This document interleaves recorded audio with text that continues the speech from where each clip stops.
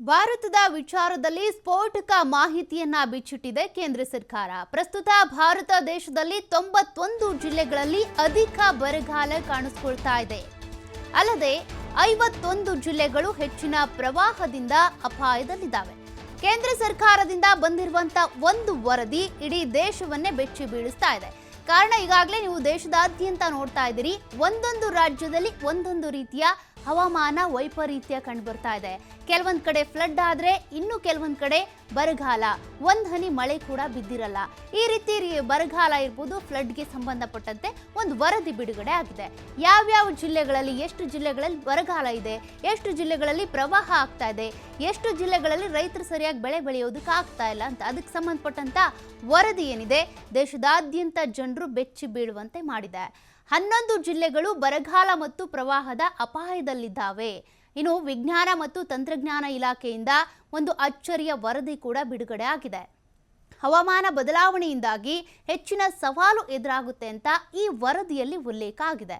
ಹಾಗಾದ್ರೆ ಯಾವ್ಯಾವ ರಾಜ್ಯಗಳ ಜಿಲ್ಲೆಯಲ್ಲಿ ಪ್ರವಾಹ ಆಗ್ತಾ ಇದೆ, ಯಾವ್ಯಾವ ರಾಜ್ಯಗಳ ಜಿಲ್ಲೆಗಳಲ್ಲಿ ಮಳೆನೇ ಇಲ್ಲದೆ ಬರಗಾಲ ಕಂಡು ಬರ್ತಾ ಇದೆ, ಅದನ್ನ ಗಮನಿಸ್ತಾ ಹೋಗೋದಾದ್ರೆ ಯಾವ್ಯಾವ ರಾಜ್ಯಗಳಲ್ಲಿ ಈ ರಾಜ್ಯಗಳ ಕೆಲವೊಂದು ಜಿಲ್ಲೆಗಳಲ್ಲಿ ಪ್ರವಾಹ ನಡೀತಾ ಇದೆ ಅಥವಾ ಇನ್ನೂ ಕೂಡ ಪ್ರವಾಹ ಆಗ್ತಾ ಇದೆ ಅಂತ ನೋಡೋದಾದ್ರೆ ಅಸ್ಸಾಂ, ಬಿಹಾರ, ಉತ್ತರ ಪ್ರದೇಶ, ಇನ್ನು ಪಶ್ಚಿಮ ಬಂಗಾಳ, ಗುಜರಾತ್, ಒಡಿಶಾ ಮತ್ತು ಜಮ್ಮು ಕಾಶ್ಮೀರ, ಈ ಕೆಲ ಜಿಲ್ಲೆಗಳಲ್ಲಿ ಒಂದಷ್ಟು ಪ್ರವಾಹ ಕಂಡು ಬರ್ತಾ ಇದೆ. ಇನ್ನು ಯಾವ್ಯಾವ ರಾಜ್ಯಗಳ ಜಿಲ್ಲೆಯಲ್ಲಿ ಅತಿ ಹೆಚ್ಚು ಬರಗಾಲ ಬರ್ತಾ ಇದೆ ಅಂದ್ರೆ ಮಳೆನೇ ಇಲ್ಲಪ್ಪ, ಮಳೆ ಬಂದರೂ ಕೂಡ ಅಕಾಲಿಕವಾಗಿ ಬರುತ್ತೆ, ಬೇಕಾದ ಟೈಮಿಗೆ ಬರಲ್ಲ, ಆ ರೀತಿಯಾಗಿ ಬರಗಾಲ ಕಂಡು ಬರ್ತಾ ಇದೆ ಅಂತ ನೋಡೋದಾದ್ರೆ ಕರ್ನಾಟಕ ಅಂತ ಬಂದರೆ ಅದರಲ್ಲೂ ಕೆಲವೊಂದು ಜಿಲ್ಲೆಗಳಲ್ಲಿ, ನೀವಿಲ್ಲಿ ಕೆಲವೊಂದು ಜಿಲ್ಲೆ ಅಂತ ಬಂದಾಗ ಪ್ರಮುಖವಾಗಿ ಕಾಣೋದು ಬಿಸಿಲ ನಾಡು ಆಗಿರುವಂಥ ರಾಯಚೂರು ಇರ್ಬೋದು, ಕಲಬುರಗಿ ಇರ್ಬೋದು, ಇಂಥ ಜಿಲ್ಲೆಗಳಲ್ಲಿ ಮಳೆನೇ ಆಗ್ತಾ ಇರುವಂಥ ಅನೇಕ ಸನ್ನಿವೇಶಗಳನ್ನ ನೀವು ನೋಡಿರ್ತೀರ. ಮಳೆಗಾಲದಲ್ಲಿ ಕೂಡ ಮಳೆ ಆಗಲ್ಲ.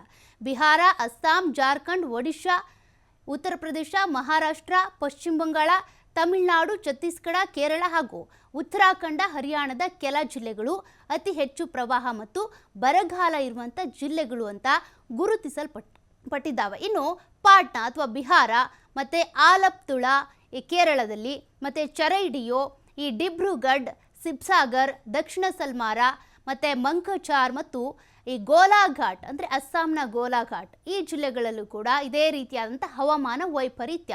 ಕೇಂದ್ರಪಾರ ಅಂದರೆ ಒಡಿಶಾದಲ್ಲಿ ಬರುವಂಥ ಜಿಲ್ಲೆ. ಇನ್ನು ಮುರ್ಷಿದಾಬಾದ್ ಇರ್ಬೋದು, ನಾಡಿಯಾ ಮತ್ತು ಉತ್ತರ ದಿನಾಜ್ಪುರ್ ಇರ್ಬೋದು, ಪಶ್ಚಿಮ ಬಂಗಾಳದಲ್ಲಿ ಬರುವಂಥ ಈ ಜಿಲ್ಲೆಗಳಲ್ಲೂ ಕೂಡ ಹವಾಮಾನ ವೈಪರೀತ್ಯ ಕಂಡು ಬರ್ತಾ ಇದೆ. ಅಂದರೆ ಈ ದೇಶದಾದ್ಯಂತ ಕೂಡ ನೀವು ನೋಡ್ತಾ ಇದ್ದೀರಾ, ಕೆಲ ರಾಜ್ಯಗಳಲ್ಲಿ ಮಳೆಗಾಲ ಅಂತ ಬಂದ್ರೆ ಕೆಲ ರಾಜ್ಯಗಳಲ್ಲಿ ಬರಗಾಲದಿಂದಾಗಿ ಬೆಳೆ ಬೆಳೆಯೋಕ್ಕಾಗಲ್ಲ, ಕುಡಿಯೋ ನೀರಿಗೆ ಕೂಡ ಹಾಹಾಕಾರ ಉಂಟಾಗಿರುತ್ತೆ. ಇನ್ನು ಕೆಲ ಜಿಲ್ಲೆಗಳಲ್ಲಿ ಅದೇ ಸಮಯದಲ್ಲಿ ಫ್ಲಡ್ ಆಗ್ತಾ ಇರುತ್ತೆ. ಕೆಲ ರಾಜ್ಯಗಳಲ್ಲಿ ಫ್ಲಡ್ ಆದರೆ ಕೆಲ ರಾಜ್ಯಗಳಲ್ಲಿ ಇದೇ ರೀತಿ ಬರಗಾಲ ಕಂಡು ಬರ್ತಾ ಇರುತ್ತೆ.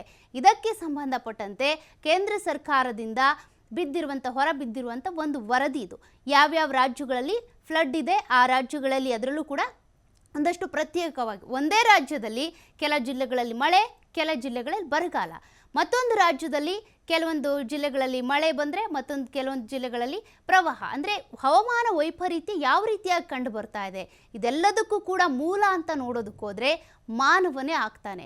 ಯಾಕಂತಂದರೆ ಕಾಡನ್ನು ಕಡಿತಾನೆ, ಕೆರೆಗಳನ್ನು ನಾಶ ಮಾಡ್ತಾನೆ, ಕೆರೆಗಳ ಮೇಲೆ ಬಿಲ್ಡಿಂಗ್ ಕಟ್ತಾನೆ. ಇದೆಲ್ಲದರಿಂದ ಕೂಡ ಹವಾಮಾನದಲ್ಲಿ ವೈಪರೀತ್ಯ ಕಂಡು ಬರ್ತಾ ಹೋಗುತ್ತೆ. ಕಾಡನ್ನು ನಾವೆಷ್ಟು ನಾಶ ಮಾಡ್ತಾ ಹೋಗ್ತೀವೋ ಅಷ್ಟು ಮಳೆ ಬೀಳೋದಿಲ್ಲ. ಅದೇ ರೀತಿಯಾಗಿ ಕೆರೆಗಳ ಮೇಲೆ ಅಥವಾ ಹೊಳೆಗಳ ಮೇಲೆ ಅವುಗಳನ್ನೆಲ್ಲ ಕೂಡ ನಾವು ಒತ್ತುವರಿ ಮಾಡಿಕೊಂಡು ಬಿಲ್ಡಿಂಗನ್ನು ಕಟ್ತಾ ಹೋಗ್ತಾ ಇದ್ದೀವಿ ಅಂತ ಅಂದರೆ ಅವುಗಳು ಎಷ್ಟು ಒತ್ತಡವನ್ನು ತಡ್ಕೊಳ್ತಾವೋ ಅಷ್ಟು ತಡ್ಕೊಳ್ತಾವೆ. ಬಟ್ ಹೆಚ್ಚು ತಡ್ಕೊಳ್ಳೋಕ್ಕಾಗದೆ ಅಲ್ಲಿ ಸ್ಫೋಟ ಆಗುತ್ತೆ, ಗುಡ್ಡ ಕುಸಿತ ಆಗುತ್ತೆ, ಪ್ರವಾಹ ಆಗುತ್ತೆ. ಇಂತಹ ಘಟನೆಗಳು ಪ್ರತಿ ಬಾರಿ ಕೂಡ ನಡೀತಾನೆ ಇರುತ್ತೆ. ಅನೇಕ ಜಿಲ್ಲೆಗಳಲ್ಲಿ, ಅನೇಕ ರಾಜ್ಯಗಳಲ್ಲಿ ಇದೇ ರೀತಿ ಆಗ್ತಾ ಇರೋದನ್ನ ನೀವು ನೋಡ್ತಾ ಇದ್ದೀರಾ.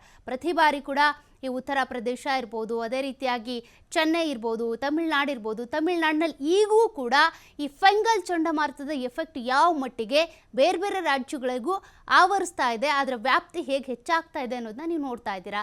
ಎಲ್ಲ ಹವಾಮಾನ ವೈಪರೀತ್ಯಗಳನ್ನು ಕೂಡ ಯಾವ ರೀತಿ ಸರಿಪಡಿಸ್ಬೇಕು, ಹೇಗೆ ಕಂಟ್ರೋಲ್ ಮಾಡಬೇಕು ಅಂತ ನೋಡೋದಕ್ಕೆ ಬಂದರೆ ಕಾಡುಗಳನ್ನಾಗಲಿ, ಅರಣ್ಯ ಪ್ರದೇಶಗಳನ್ನಾಗಲಿ, ನಮ್ಮ ಪ್ರಾಕೃತಿಕ ಸೌಂದರ್ಯವನ್ನಾಗಲಿ ಅದ್ರ ಪಾಡಿಗೆ ಅದನ್ನು ಬಿಟ್ಬಿಡ್ಬೇಕು.